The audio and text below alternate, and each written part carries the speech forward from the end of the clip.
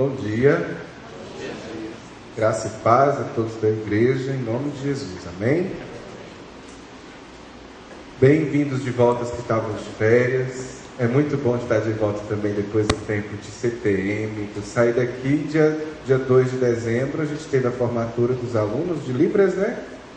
Na segunda-feira eu já estava em Patrocínio, em Goiânia, indo para Patrocínio, para a gente participar do Centro de Treinamento Missionário da IPB, que é um dos requisitos da Agência Presbiteriana de Missões Transculturais. Para o recebimento dos missionários efetivos é necessário fazer esse curso, né? E a gente, em plena época de férias da nossa filha, chegou um pouquinho mais cedo, a gente vai estudar mais. Ficamos lá 17, 18 dias em Patrocínio. Depois fomos para Goiânia, e aí a gente revezou. Daniela ficou 20 e tantos dias com nossa filha, aí ela passou para mim na época de festa. Então, para poder ela descansar um pouquinho também, eu acabei pegando, dividindo as tarefas também lá do cuidado da nossa Laurinha querida. A gente agora está na fase da correria de toda a família de início de ano, né? Tentar correr atrás de matrícula, de material escolar. Mas graças a Deus tivemos um tempo maravilhoso de descanso. Aos que oraram por isso, por nós, muito obrigado. Deus renovou muito as nossas forças e nos inspirou ainda mais para irmos para o campo, porque Deus nos levou para um lugar de Goiás muito especial, chamado Pirenópolis. Não sei se todos conhecem aqui, mas é uma cidade no interior de Goiás em que há uma concentração de pessoas adeptas de crenças místicas, pessoas adeptas de astrologia, de nova era, e também do budismo. Então a gente que vai trabalhar com o povo dessa área, no Sudeste Asiático, a gente encontrar uma igreja presbiteriana nascendo numa cidade com a presença ao todo de quantos cristãos? 1.000 e poucos cristãos, 1.600 cristãos dentro de 36 mil habitantes, só 1.600 cristãos. E assim, a grande maioria tem muitas seitas, muita gente que adora Deus da cachoeira, Deus das estrelas, etc. E a gente estava lá com o pastor plantador dessa igreja, foi um grande amigo da minha esposa. Eu não o conhecia, ele nos convidou para nos receber durante a nossa época de aniversário de casamento e aniversário meu também. Então a gente conheceu um casal muito especial lá, ex-Hare Krishna. Eles eram Hare Krishna e consagraram os filhos para a crença que eles para Krishna, e tanto é que os filhos chamam Céu, Universo e Sol, os 3 filhos, né? Então a gente teve um impacto muito forte conhecer essa família, e o que mais nos marcou, a gente vai contar isso no nosso informativo, desse primeiro informativo do ano da gente, foi a primeira ceia da família. Ele casado, ela casada, bonitinho, certinho, os dois converteram, passaram todo o processo de catecúmenos na igreja, batizaram, e a gente acompanhou a primeira vez que eles participaram da ceia.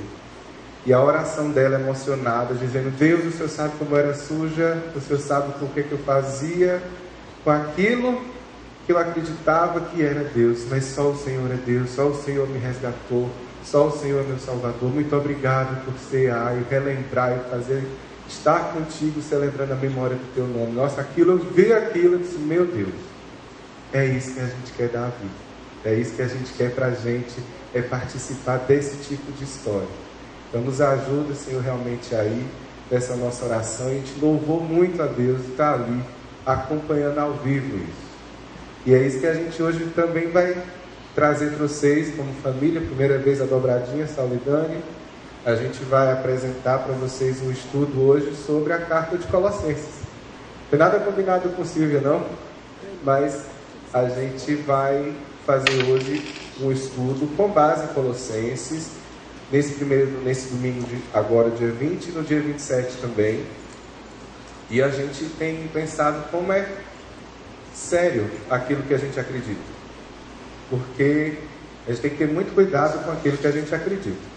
Às vezes a gente até está na nossa nova vida em Cristo já, mas a gente às vezes acredita em coisas que não têm conexão com Cristo. E os colossenses estavam correndo esse risco.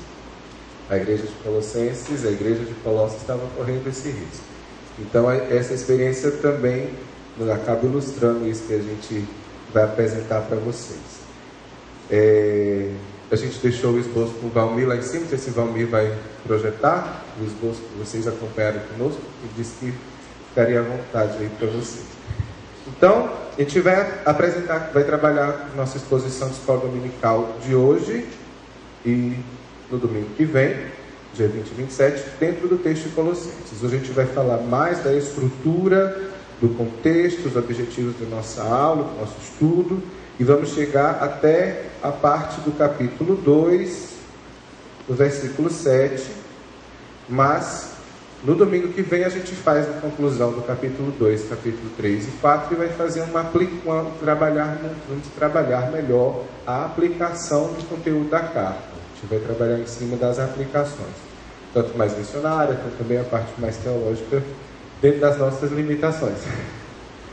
Mas assim, eu gostaria que os irmãos estivessem com a carta aberta, carta de Paulo aos Colossenses, e nosso objetivo está bem conectado com o conteúdo da própria carta. Nossa intenção com o nosso estudo desses 2 domingos é apresentar a divindade e o senhorio de Cristo como sua suficiência para a vida dos crentes.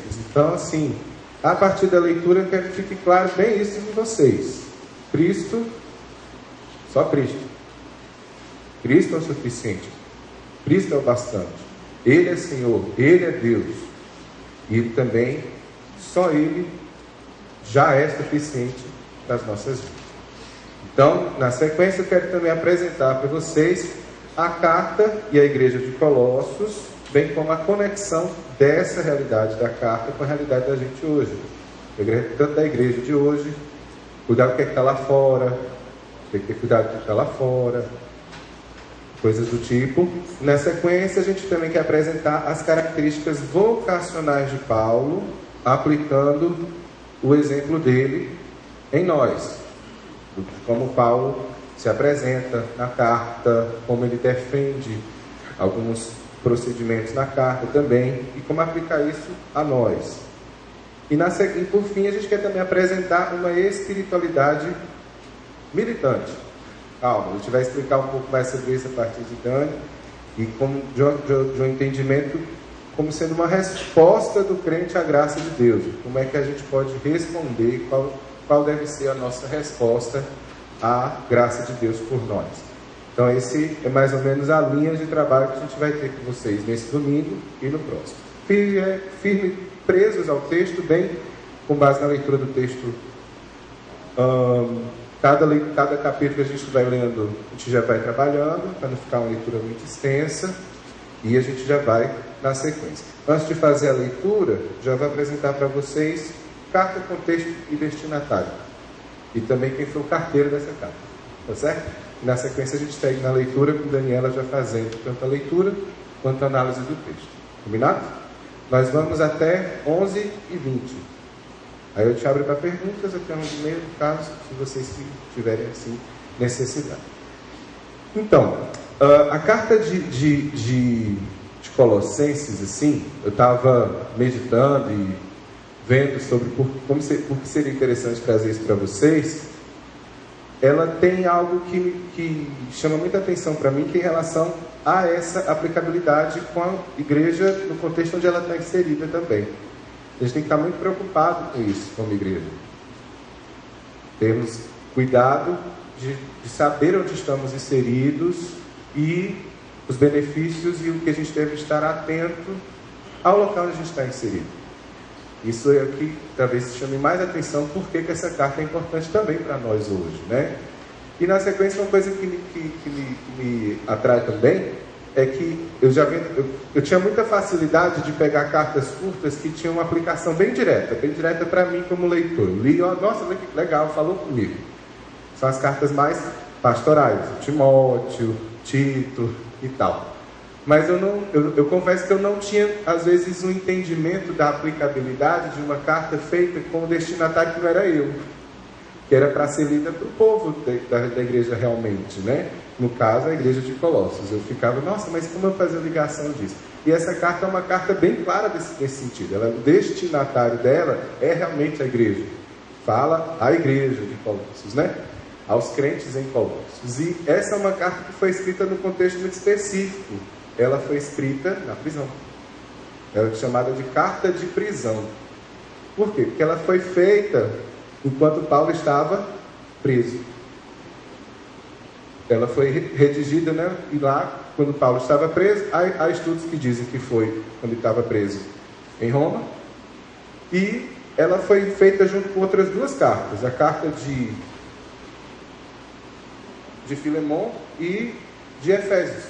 Então são três cartas escritas em contexto de prisão. Carta de Efésios, a carta a Filemon, que é o destinatário específico, e a carta aos Colossenses. Em que época ela foi escrita?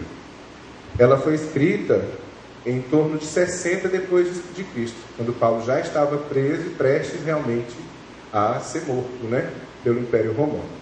Quem escreveu foi Paulo junto com Timóteo. Há estudos que dizem também que Timóteo foi como se fosse uma pessoa que escrevia igual a gente faz ditado. Você ouve, você vai escrevendo a palavra. Então ele foi ouvindo Paulo falar e escrevendo o que Paulo estaria dizendo à igreja. Paulo disse: eu gostaria de falar à igreja. E isso é interessante, que há muitas observações de estudo falando sobre o estilo da carta. Parece que não foi Paulo, porque a carta tem um estilo de escrever diferente. Aí outra confrontação disso é que a carta, na verdade, são poucas cartas para você chegar a um estilo só. Então não precisa a gente se preocupar tanto com o estilo, porque o que interessa realmente para nós, para a gente não se perder por fora, naquilo que está fora, é o conteúdo. A gente não pode nunca esquecer que a aplicação realmente para nós está ligada ao conteúdo da carta. Então, passando essa realidade de estilo e remetente, nós temos claro quem? Paulo e o irmão Timóteo são os que escreveram a carta por volta de 60 depois de Cristo. Em que contexto que ela vem? Ela surge em que contexto essa carta? Ela vem como uma resposta. Ela literalmente é tanto uma orientação prática de ensinos que devem ser aplicados na igreja de Colossos, na igreja dos Colossenses, como também ela vem como uma resposta a uma realidade. Que realidade é essa que ela surgiu? Assim, que ela vem para responder a qual realidade? A igreja de Colossos, na verdade, nas nossas consultas sobre história da própria carta, a gente percebeu, identificou que a igreja de Colossos eram 3 grupos de cristãos que se reuniam num local chamado, uma região chamada Frígia. Essa região, ela hoje faz parte do território da atual Turquia. E ela está bem no trajeto, assim, de proximidade de uma para outra, vizinhas, assim, na região da vizinhança das 7 igrejas mencionadas nas cartas de Apocalipse, as igrejas lá em Apocalipse. Ela ficava a leste, a 170 quilômetros de Éfeso, e ela estava às margens do rio Lico. Rio Lico, no Vale do Lico, esse é o nome de um rio que tem uma conexão direta com mitologia, muita história de mitologia grega, de deuses, de relatos heróicos, de morte de um, suicídio do outro, minotauro no meio. Tem muitas simbologias de mitos em volta da região. Então, pertinho dela tinha Laodiceia, tinha Hierápolis e tinha Éfeso também. Éfeso já não era tão perto, que já dava mais para o mar Egeu. E ela também era muito próspera na história dela passada, no século V a.C. Ela é famosa por ser entreposto comercial, rota de comércio. E vendia lã também, conhecida, é uma lã famosa lá na época, chamada lã dos Colossenses até. E aí, até o rei Assuero, do Império Persa, que está citado no livro de Esther, ele também acabou passando também por Colossenses. A gente vai estudando, vai vendo até essas conexões. E aí, eles também eram produtores de tintas famosas e tudo. Só que o que aconteceu? Com a ascendência, como eles estão na região de Vale de Montanhas, de uma região bastante quente também, acaba tendo muitas águas termais em torno da região. Daniela pode falar um pouco mais disso como geógrafo, melhor que eu. Mas o que é interessante é que ela foi decaindo. Por que isso é interessante? Vocês vão ver isso, o impacto disso na própria cidade, na cosmovisão do povo. Devemos aprofundar mais isso também. O que acontece? Éfeso era um centro de turismo religioso. É o equivalente à nossa cidade brasileira de Juazeiro do Norte, por exemplo, que tinha sua deusa lá, que tinha um templo próprio, era cultuado, feitos vários rituais e festas para essa deusa, de uma banda, Éfeso.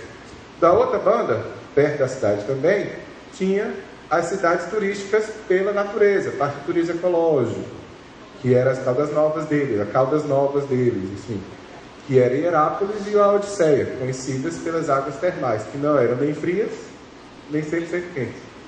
Eram morninhas, aquela água mais agradável, parte mais turística. E daí que a gente vê a menção à Odisseia e Apocalipse, de Jesus falando, não quer que vocês sejam nem frios, nem quentes. Vocês não pode ser nem frio nem quente, se for mundo a ponto de vomitar vocês e tudo, né? E o que a gente vê Colossenses nisso? Colossos ela está exatamente em decadência. Por causa da fama das outras cidades da região, ela começa a deixar de ser centro comercial, a deixar de ser procurada como cidade importante de rota de passagem de pessoas interessadas em comércio daquela época. E aí ela vai perdendo seu brilho. Ela vai se apagando diante do sucesso das outras. Aos poucos ela foi se apagando por causa do destaque das famosas e ricas vizinhas, e a igreja foi plantada exatamente nessa época. Então, o cristianismo chega como minoria, como chegava nessa época, nessas regiões, exatamente na época de declínio. A gente tem um cristianismo chegando bombástico em Éfeso, Paulo pregando 3 anos e os artesãos querendo matar Paulo, porque todo mundo estava querendo deixar de fazer a estátua da deusa Diana, e viva Diana dos Efésios, coisa nenhuma, vamos agora seguir a Cristo e tudo mais. Só que nessa época de Paulo pregando 3 anos em Éfeso, um ser humano chamado Epáfras sai de sua cidade natal, chamada Colossos, e vai ouvir o Evangelho pregado por Paulo lá em Éfeso.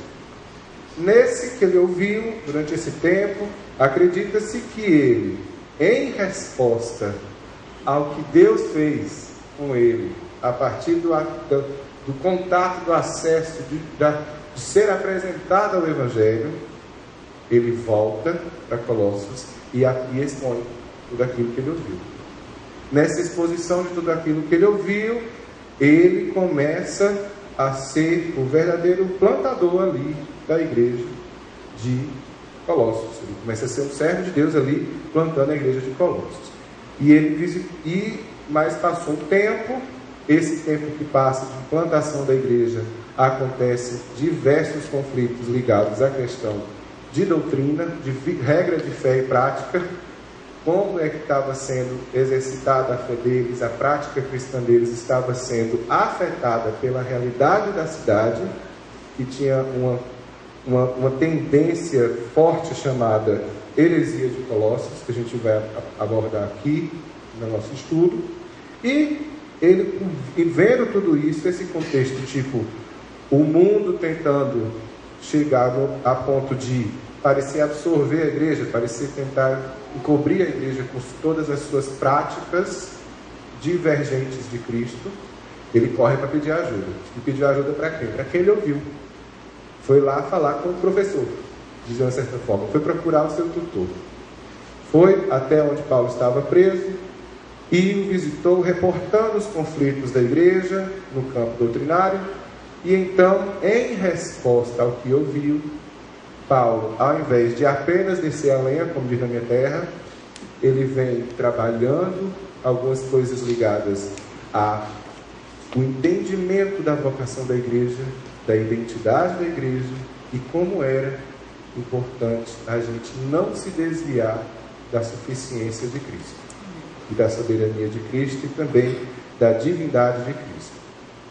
Assim, a gente percebe que Paulo vai escrevendo em resposta tanto a essas questões-chave sobre a pessoa de Jesus, como também ele vai reforçando a divindade o senhorio, a suficiência e a soberania de Cristo em nós. Então, ele manda um carteiro junto com ele para entregar, chamado Tíquico, que vai ser a pessoa que vai só fazer o serviço de entrega. Naquela época não existia correio, né? O correio era no expresso canelinha. Os dois iam lá, ou de cavalo, ou a pé, entregavam. As mensagens eram pergaminhos, geralmente entregues dessa forma. E a gente vê exatamente esse contexto. Nós fizemos uma proposta de divisão para vocês, que vai ficar com você, comigo, a divisão? Pode deixar comigo. Aí, agora a gente vai passar para a parte, com base nessa conclusão do contexto, entenderam direitinho que igreja que era, como é que estava a cidade? Alguma pergunta? Até então? Tranquilo? Nós vamos agora passar para a leitura e análise do texto, com base nesse contexto vivido. Eu acabei de dar para vocês os óculos da leitura. Agora a gente vai ler a carta sabendo onde é que a carta está. Tem mais contexto ainda específico, mas o geral é isso. E eu passo a palavra para a minha digníssima, com base na leitura e análise do texto. Bom dia. Graças a Deus a gente está aqui. Como o Saulo falou, foi muito providencial nossa ida lá em Pirenópolis, porque você vai imaginar a seguinte situação acontecendo com você. Imagina que você recebe um convite para trabalhar numa grande empresa e você tem que sair de São Paulo, tem que sair da Zona Leste, né, e ir morar numa cidade que não tem cristão e que é pior, tem uma religiosidade forte em prática. Então, assim, você sai do contexto brasileiro, vai para outra nação, chega lá, não tem cristãos e tem um monte de culto que acontece, de crenças ali predominantes, e você chega de paraquedas naquele outro planeta para poder viver a sua vida. E aí, o que a gente faz? Não tem referências para você, não tem segurança para você, não tem uma comunidade estabelecida. Você chega ali de paraquedas. Epáfras era um frígio que ouviu o evangelho em Éfeso, retorna para a sua cidade. Só que a sua cidade é uma cidade altamente mística, vulcânica, e que tinha umas crenças gerais, né, que a gente chama de cosmovisão, visão de mundo, muito fortes. E ele tem que agora plantar uma igreja cristã num lugar que existiam várias concepções na cabeça das pessoas. É mais ou menos assim. Você imagina que você vive num lugar em que não existe o conceito de um Deus criador e de um Deus que se relaciona. As pessoas elas não entendem essa ideia de um Deus presente. Para elas, Deus é o sujeito que criou o mundo, né, deu corda no relógio e sumiu. Aí a gente vira para essa pessoa e começa a perceber que ela tem um pessimismo fora do normal. Por que será que ela é tão pessimista assim? Porque ela não tem a ideia de que ela foi criada por um Deus que a ama. Então ela é carne e osso. Morreu carne e osso, acabou tudo. Não tem esperança, não tem a ideia de futuro, de encontrar-se com Deus. Então você imagina que a crença em Deus está relacionada diretamente à cultura que a gente constrói. Relacional, de valor próprio, né? Por que eu não mato uma pessoa? Porque uma pessoa tem valor. Mas e se eu não estabelecer valor para o outro? Então eu posso matar quem eu quiser, porque não vale nada um ser humano. Entende a relação cultural? Então aqui a gente foi para uma cidade em Goiás, é a segunda cidade mais mística de lá, né? Eu falo para o Saulo, Pirenópolis tem a sorte de ter uma herança católica como todo o estado de Goiás tem, muito forte. Então, praça principal da cidade, a igrejinha, o pessoal vai para a missa mesmo, né? Foi muito interessante porque a gente andou na cidade e na porta de algumas casas tinha um crucifixo. E aí a gente perguntou para o reverendo Edson, o que é esse crucifixo? Não, é porque essa casa aqui é de um católico e esse crucifixo está dizendo, não batam aqui crentes, vocês não serão bem-vindos. Então era muito interessante. É coisas que você não está vendo, você não vai ver na Vila Formosa. É uma cultura à parte, é um outro contexto, é uma linguagem diferente. Então você tem uma igreja em que você tem pessoas que estão todas tatuadas de mantras no corpo. que tem olho, terceiro olho na testa, tatuado, não vai sair. Não adianta passar uma borracha depois que ela converteu. Né? Então você começa a perceber que às vezes levar o evangelho não é uma tarefa tão simples como plantar uma igreja no bairro ao lado, como nós temos o costume, graças a Deus. Quando você transpõe a cultura, tem elementos complicados que você tem que aprender a vencer. E Epáfras estava numa igreja que estava sendo construída, edificada corretamente, porém numa cidade cheia de cosmovisões e de paradigmas. Então esses dois conceitos começaram a se chocar. E aí Epáfras correu e pediu ajuda para Paulo quando eles estavam presos. Ei, por favor, Paulo, me ajude a resolver esse nó, porque os crentes de Colossos estão sendo crentes na casca, mas o miolo continua o mesmo lá de trás. Então é mais ou menos assim. Você já ouviu falar daquela história de que a gente quer de repente pedir uma bênção para Deus, aí a gente faz 70 semanas de jejum e vai mais 7 cultos de não sei do que, porque eu estou tentando ali manipular Deus para Ele comprar a minha briga. É o crente hindu. Ele tem práticas ainda místicas, como se Deus fosse manipulável, porque ele tem casca de crente e um miolo não crente. Todos nós temos isso em grau menor ou maior. Quando a gente deixa de ter isso, quando a casca e o miolo é uma coisa só, a gente chama de maturidade cristã. Porque a gente deixa para trás os rudimentos do mundo. A igreja de Colossos estava no processo dessa luta. E aí a gente tem aqui, é importante a gente dizer esse contexto agora, para a gente poder entender os capítulos 2 e 3 e 4. De certa forma também o próprio capítulo 1. O que acontece? Tem essa região, ela tinha alguns, como eu falei, alguns paradigmas. Eu vou começar a contar um pouco desses paradigmas. Tem um sistema de crenças presente em várias nações ainda hoje, milenar, que chama animismo.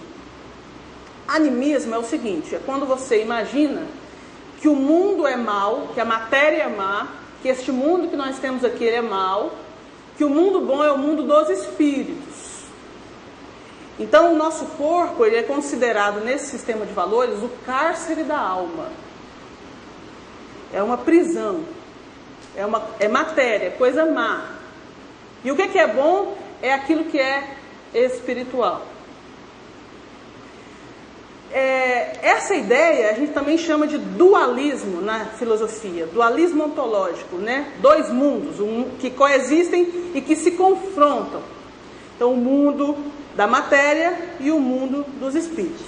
O mundo da matéria chama kenoma, o mundo dos espíritos pleroma. E pleroma, na tradução para o português, pleroma, kenoma são palavras gregas, significa plenitude. E Paulo usa a bendita da palavra plenitude na carta, numa cidade em que essa palavra é viciada. Será que Paulo estava sendo ingênuo? Ou ele sabia o que ele estava fazendo? Então ele vai falar sobre plenitude, pleroma e kenoma. Kenoma significa nada, pleroma, plenitude. Então, o mundo dos espíritos é o pleroma, é a plenitude, é o que é ideal, é o perfeito. E o nosso mundo aqui é o nada. Esse dualismo, essa percepção religiosa chamada animismo, vai ter uma influência fundamental na heresia de Colossos. Por quê? A partir do momento que eu estabeleço que Deus é bom, e Deus, ainda que não seja o Deus bíblico, no conceito deles, Deus é espírito, portanto Deus é bom, e na verdade, naquele contexto, Deus para eles era a plenitude do bom, o máximo do que poderia ser bom. Como é que um Deus bom cria uma terra ruim? Qual que é a primeira heresia de Colossos? Deus não pode ter criado a terra. Porque Deus é essencialmente bom e a terra é essencialmente má. Então não está certo. Como é que um Deus bom cria uma terra má? Primeira heresia. E aí a gente vai naquele contexto que eu abri. Olha, se Deus não criou essa terra não tem valor, quem está nela tem valor? Os relacionamentos, então, das pessoas de Colossos eram bons ou ruins? O que vocês acham? Né? Por quê? Porque uma pré-concepção construiu um alicerce. E essa pré-concepção é heresia. Então, olha só. Outra heresia de Colossos. Cristo. Como é que pode, então, a gente entender Cristo? Cristo é Deus? É, mas ele é homem também. Então, não tem como. Então, Ctrl Alt Del. Travou tudo. Não tem como eu entender um negócio desse. Deus não pode ser homem. Porque matéria é essencialmente má. O corpo é o cárcere da alma. Como é que Deus pode habitar num corpo humano? Você imagina eles lá lendo João, porque no princípio era o verbo estava em Deus, tarará. Imagina a crise que deu na cabeça de um povo, né? Imagina, não faz sentido para eles. Né? João foi tão maldoso, eu acho que João foi bem na ferida. O verbo se fez carne é uma expressão que é escândalo para os gregos. Aliás, é loucura, né? Como diz Coríntios, é loucura para os gregos, porque não tem como o essencialmente bom habitar na essência do mal. Então, vamos fazer assim. Como é que a gente vai solucionar isso na igreja de Colossos? Bom, é simples. A gente imagina que a gente separa Jesus de Cristo. Jesus é um ser humano, então, normal, que incorpora um espírito, que é Cristo. E aí, esse Jesus incorporado, essa incorporação acontece lá no batismo do Jordão, quando Jesus vai ser crucificado, o Espírito sai. Então, o que vai salvar então a gente? Não é Cristo que salva. Quem salva é o Espírito. É esse demiurgo aí, esse eão, que é o nome que eles davam, né? Que nem é Deus e nem é gente, é um meio termo. Então, a doutrina da salvação estava totalmente corrompida na igreja, porque eles não conseguiam entender que Jesus era Cristo, e que Cristo se fez homem, em Jesus. Nossa, Dani, mas que bagunça. É uma bagunça mesmo. É por isso que Paulo escreve a carta. Porque eles estavam confusos para entender que Deus pode habitar ou se fazer homem. Veja só, às vezes plantar igrejas em contextos transculturais tem esses pequenos desafios. Como é que você aborda determinadas questões quando existe uma preconcepção forte, milenar às vezes? Então, a salvação já não era mais por Cristo, mas por mérito. Como assim? Como é que eles então estabeleceram um agente da salvação? Para nós, o agente da salvação chama-se graça, certo? Em Colossos, eles fizeram assim: eu preciso me libertar da minha matéria má, tendo a minha mente iluminada, para que em iluminação eu vou me aproximando de Deus. Até que então a minha carne é totalmente negada, para que eu tenha a condição de estar igual a Deus. Essa base de crença é a base de crença do budismo, do hinduísmo, do espiritismo e de várias outras crenças. Então, quando você estuda a carta de Paulo aos Colossenses, em 2013, no São Paulo, o que isso te serve? Te serve para você entender um sistema de doutrina, de pensamento, que os seus filhos e que você vai encontrar lá na universidade. O mesmíssimo sistema de Colossos está hoje na nossa sociedade. Salvação é por mérito, por esforço. Então eu corro atrás da minha salvação. Essa é a ideia do mundo. Então veja que interessante essa ponte entre uma igreja da atual Turquia, de 2000 anos atrás, e o que estava na cabeça daqueles irmãos, e o que a gente tem hoje. A salvação é por Cristo, em Cristo, mas alguns insistem em tentar conquistar na força do seu braço. Ainda hoje. Então, a gente tem a salvação por eliminação, caímos na questão do mérito, um problema de várias religiões, e também, para a cereja do bolo, da igreja de Colossos, uma última heresia, era o velho problema dos judeus querendo judaizar um cristianismo gentil. Eu imagino que vocês sabem, mas para quem não sabe, eu vou dar uma rápida repassada nisso.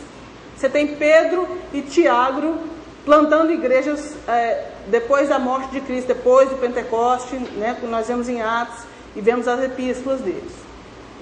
As igrejas deles eram de tradição judaica. Tanto é que se você for ler a carta de Tiago, ele vai falar: quando vocês se reunirem nas vossas sinagogas, porque ali você tinha judeus convertidos. As igrejas que estavam sob a influência do ministério de Paulo eram igrejas heterogêneas. Tinha judeu, tinha africano, tinha europeu, tinha gente de todos os lugares. Veja lá Atos 13, a igreja de Antioquia, de diversos pontos. Então elas eram igrejas multiculturais. Por isso que essas igrejas tinham tantos problemas distintos em termos de heresias, porque cada um levava a sua sacolinha de crenças preconcebidas para aquela igreja. Então é o que a gente chama de em Goiás o famoso balaio de gato. Já ouviu falar do balaio de gato? É aquela mistura de coisas. Então, no caso de Colossos não seria diferente. Nós temos uma igreja heterogênea.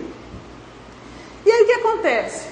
Os cristãos tinham uma certa comunicação entre si, apesar de não haver internet, de não haver outras coisas.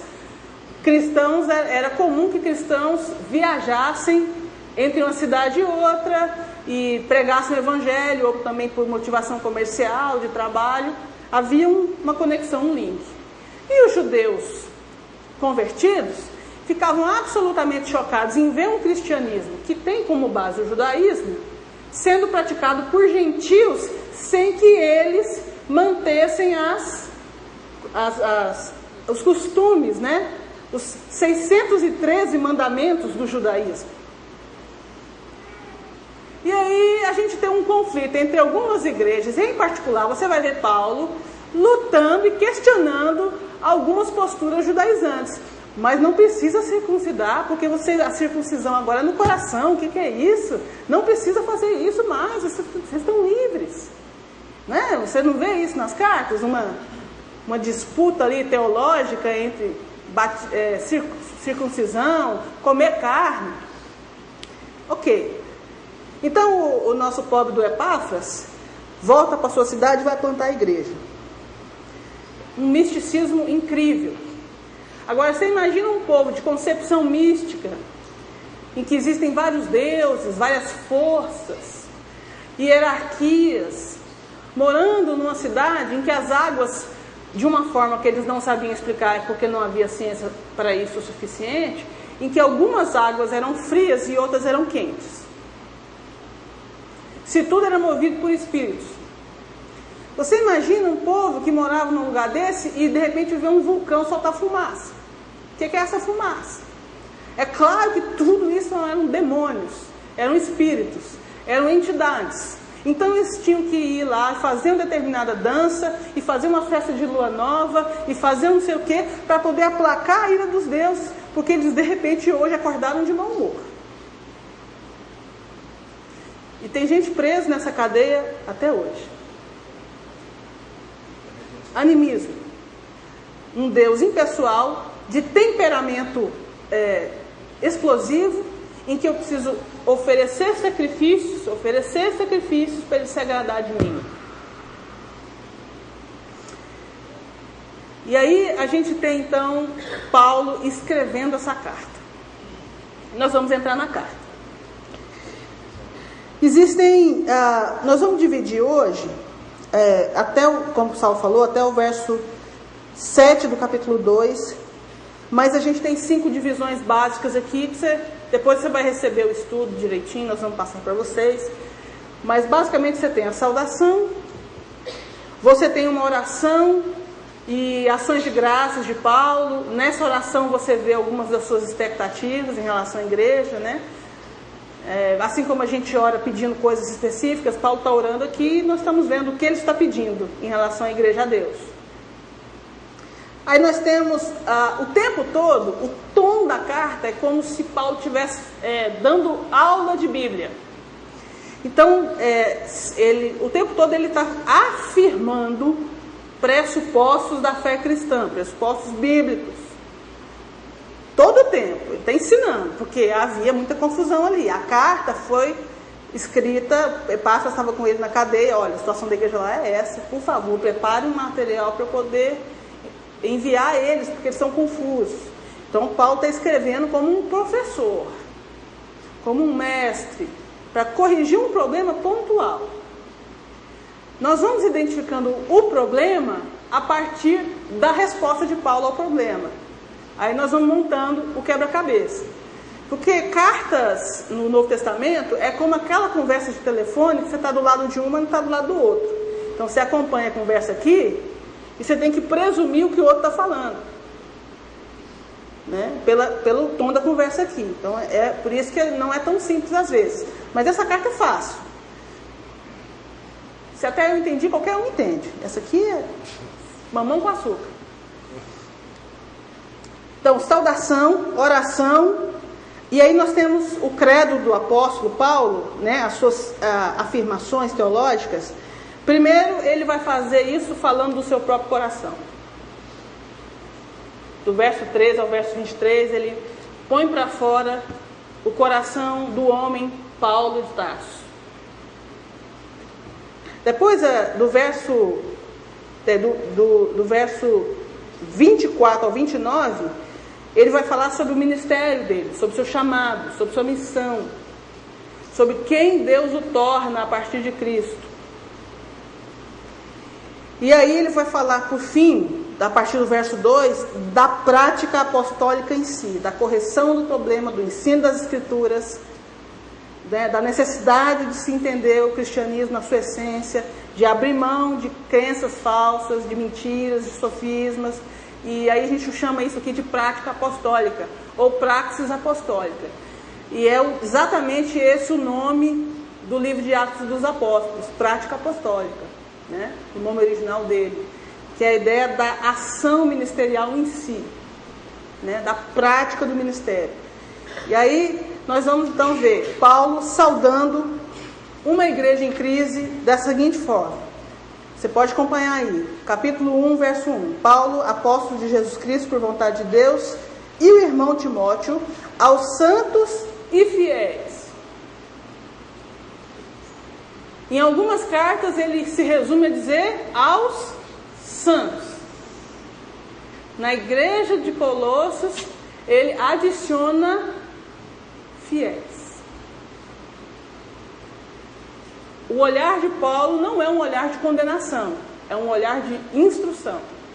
Ele não leva em conta o relatório, ele leva em conta a identidade do povo, povo santo, povo fiel. Irmãos em Cristo que se encontram em Colossos, graça, paz a vós outros da parte de Deus, nosso Pai. E aí começa a oração. Damos sempre graças a Deus, né? Pai de nosso Senhor Jesus Cristo, quando oramos por vós, desde que ouvimos da vossa fé. Agora nós vamos ler juntos essa carta e nós vamos fazer algumas observações. A fé da igreja de Colossos, não no sentido do problema, mas no sentido da fé em si, a fé cristã, é uma fé que se ouve falar. Não é uma fé indiferente que não faz nenhuma relevância ou que não muda nada na sociedade em que está inserida. Fé bíblica é fé que se ouve falar. A nossa fé precisa se ouvir falar. E é interessante essa característica, porque as igrejas do Novo Testamento, elas eram comentadas. Você já ouviu falar do povo que se reúne no caminho? Porque mudava, porque incomodava, porque testemunhava. Essa é um desafio para nós. Esse é um desafio para nós. Nossa fé precisa ser falada aqui ao redor, né, e tal. vossa fé em Cristo Jesus e do amor que tendes para com todos os santos. Gente, uma das palavras que eu mais gosto no Antigo Testamento é a palavra todos. Não é fé para alguns, é fé para todos. Não é pregada a alguns, é pregada a todos. Nem todos crerão, mas é pregada a todos.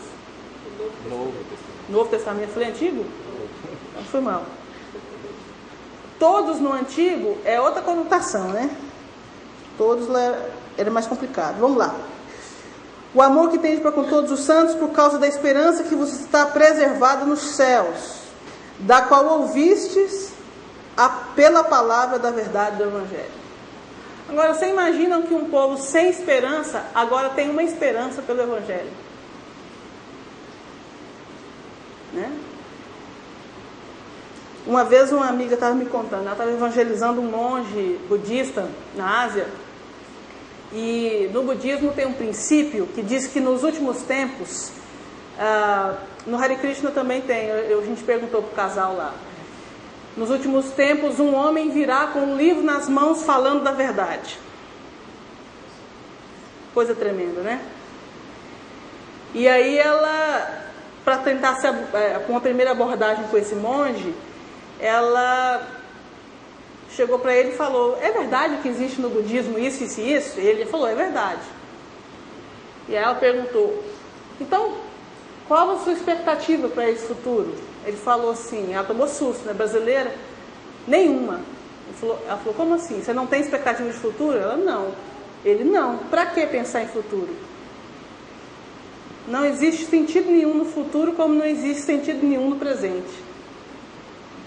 Agora você imagina como é que é uma pessoa com esse tipo de prisão agora ter esperança, redenção total, mudança de paradigma, cura das emoções, né? Só um Deus pessoal que se relaciona pode fazer essa transposição do nada para a plenitude, do vazio para a plenitude. Né? E Paulo usa muito essas expressões: estar cheio, encher-vos, né? Porque essas palavras kenoma e plenoma eram palavras muito usadas lá. E o sinônimo da vida dessas pessoas, a palavra com que eles relacionavam a vida e a existência deles era nada, kenoma. O que é a vida? A vida é nada. A vida não tem sentido nenhum, a vida é um sopro de nada. E o cristianismo vem e fala assim: a vida não é isso, o projeto de Deus não é esse. Vocês foram criados por Deus e vocês têm valor. Essa carta é uma carta que toca questões transculturais, da cultura da palavra de Deus, da cultura do reino de Deus, em contraposição a uma cultura pagã. E o choque quando essas duas culturas começam a ser encontradas, do cristianismo tomando o lugar de uma cultura de mentiras, né? Se sobrepondo a uma cultura de mentiras. É uma carta importantíssima, porque não pense em Turquia ou Grécia, pense nas universidades brasileiras, pense no seu trabalho. O budismo está crescendo no Brasil, influências budistas estão crescendo no Brasil. A Índia é moda no Brasil. Isso está chegando. Pense nas dezenas de povos indígenas que estão exatamente nessa situação. Exatamente nessa situação, bem colocado. Eu tive aula com um tradutor da Bíblia para os Irupudé, e ele falou o seguinte: é tão forte a questão de falta de esperança que na tribo que ele trabalha não tem verbo do futuro. A língua não tem o verbo no futuro. Eles não consideram o futuro. Nem na linguagem, não tem palavra para se referir a futuro. Imagina que loucura. Olha aí, nos Carajá, até hoje, os linguistas estão tentando descobrir um Deus, um nome para Deus. Porque depois de 80 anos, ainda se tem dúvida se o nome que foi escolhido, ele realmente significa... Traduz quem é Deus de fato. É bem comum isso, muito mais do que muitos imaginam, né? A própria palavra Deus hoje, na nossa cultura, se você for avaliar, está perdendo sentido, né? Deus é tudo, então, se Ele é tudo, Ele passa a ser nada, porque o Deus bíblico não é esse arranjo todo. Inclusive, assim, eu enfrento todo domingo esse conflito aqui na igreja, né? Porque eu aponto Deus para cima, para dizer para o Antônio, porque a gente aprendeu assim na língua. Mas por que significa na cabeça de um surdo que Deus está em cima e o diabo está embaixo? Porque ele foi aprendendo esse dualismo. Você tem que ir, quando a gente aprende no curso, não aprende caminho para o céu, caminho para cima. É onde ele está, é o visual. E desconstruir essas cosmovisões que vêm além daquilo que está no texto é muito complexo. Não posso falar mais uma coisinha? Fica à vontade. Só passar o microfone para você para o povo ouvir.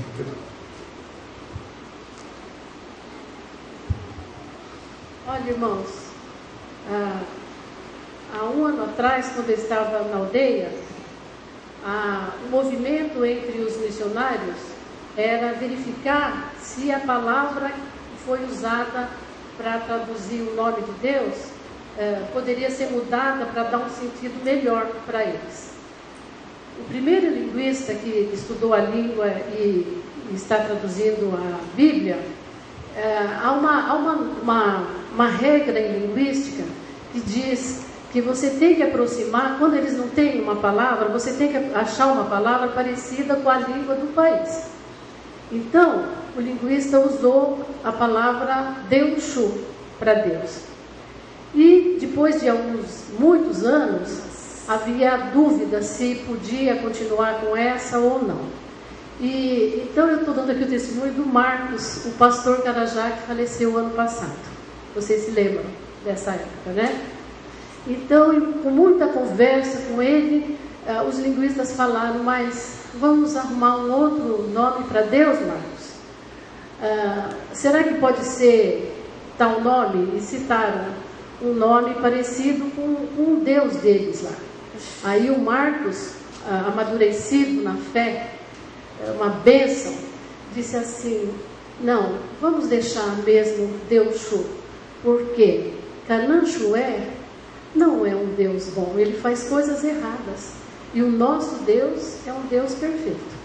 Então, olha a dificuldade, depois de 80 anos ainda os linguistas garimpando para ver se fizeram alguma coisa errada. E olha a maravilha do Evangelho na vida de um Carajá simples.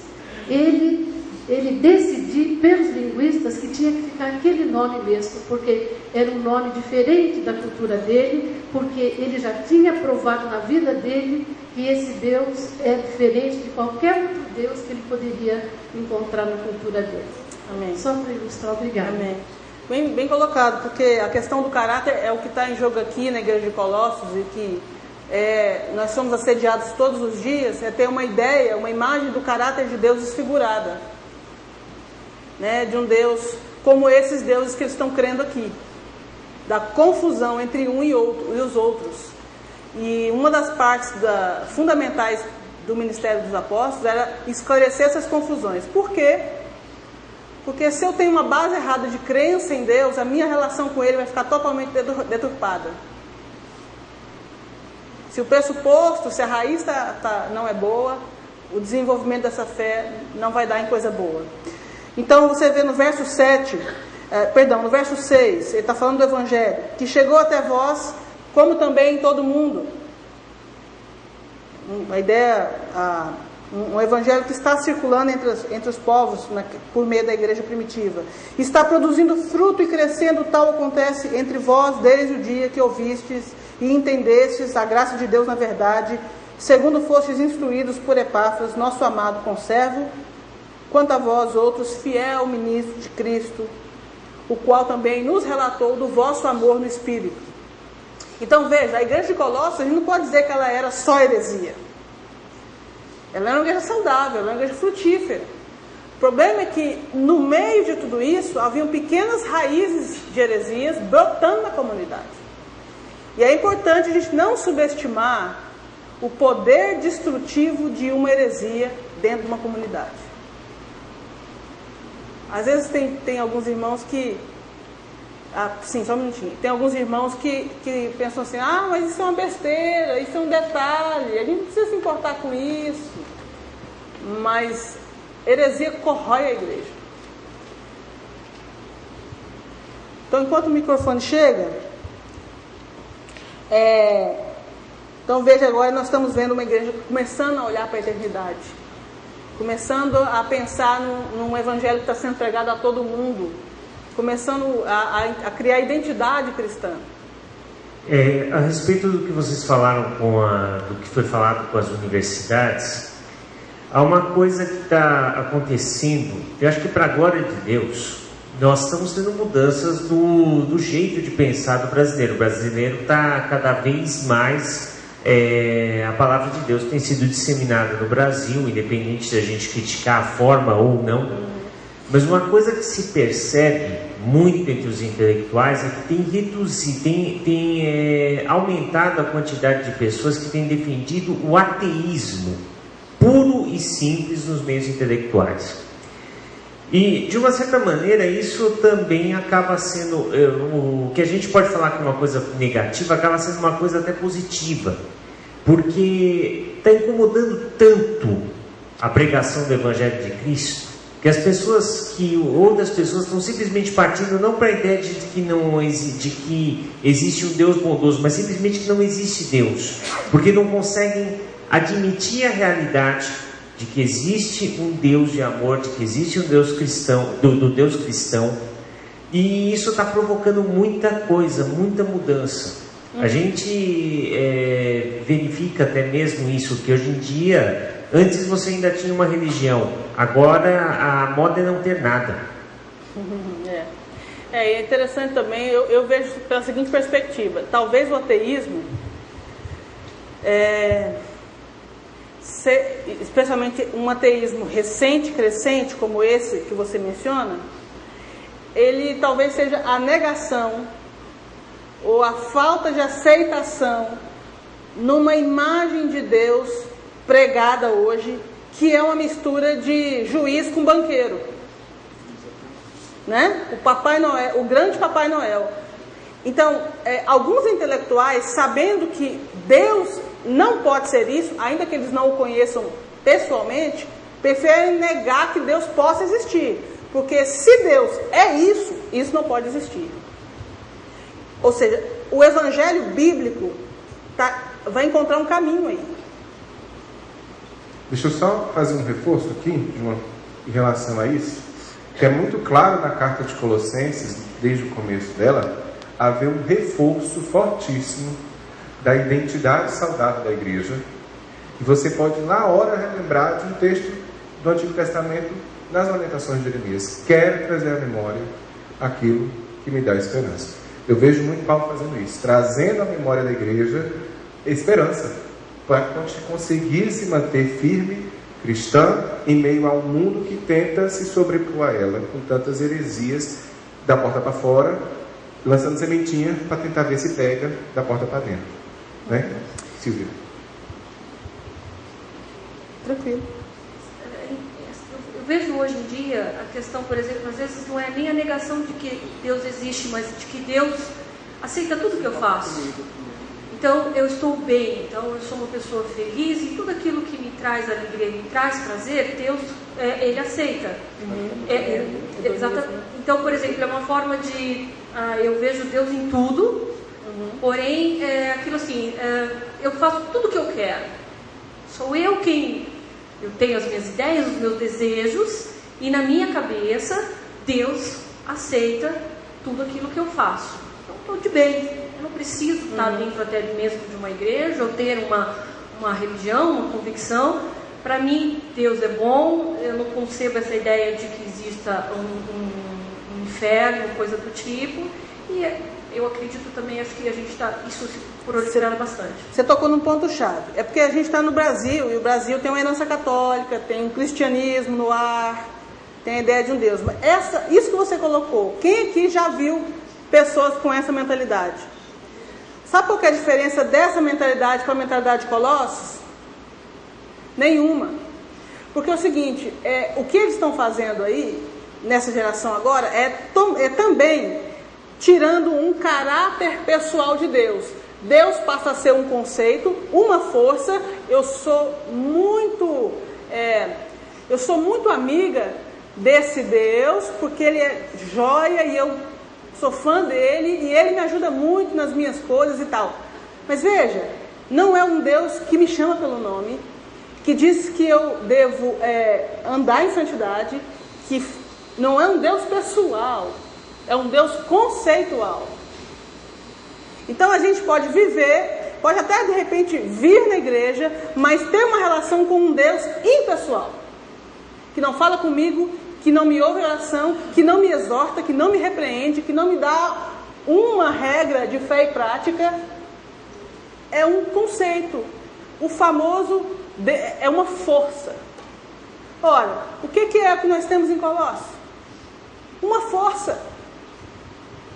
E não um Deus ativo na história, presente, relacionável. O que é pior, a gente tem uma relação impessoal com Deus. Nós, que éramos para ser pessoais, passarmos a desenvolver uma relação impessoal com um Deus que se relaciona. Eu vou pedir só mais 5 minutos para a gente fechar uma questão aqui importante, porque ele vai começar a pôr o dedo na ferida agora. Depois dessa fase de oração, do verso 9 ao 12, ele começa a pôr o dedo na ferida. Então eu vou deixar vocês com o gostinho da ferida para vocês irem almoçar. Então tá bom? Então o que acontece aqui? Verso 13. Lê para mim, amor. Não, 13. A musiquinha do Vencedores por Cristo. Vai lá, lê. Tá. Ele nos libertou do império das trevas e nos transportou para o reino do Filho do seu amor, no qual temos a redenção, a remissão dos pecados. Aí agora, esses 2 versos é um entreposto. Agora ele vai começar a citar uma música que se cantava nas igrejas primitivas. Verso 15 a 20 é uma música. Canta a música para nós aí, Saulo, por favor.